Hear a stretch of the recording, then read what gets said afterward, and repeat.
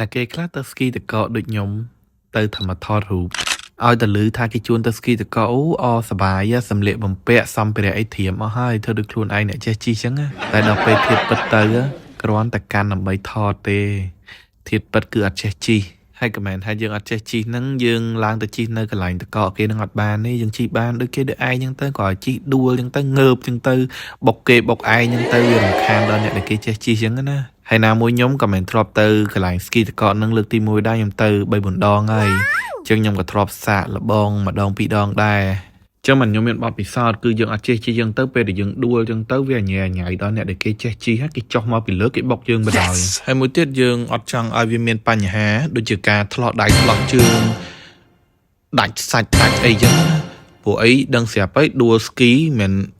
តិចណាឈឺមកតហឹងទៅតាអញ្ចឹងបើមានបញ្ហានឹងកាត់ឡើង fail ហ្មងអញ្ចឹងខ្ញុំត្រូវធ្វើតាមបេះដូងខ្ញុំទៅដើម្បីថតរូបតែប៉ុណ្ណឹងណាគេចេះក៏គេលេងទៅ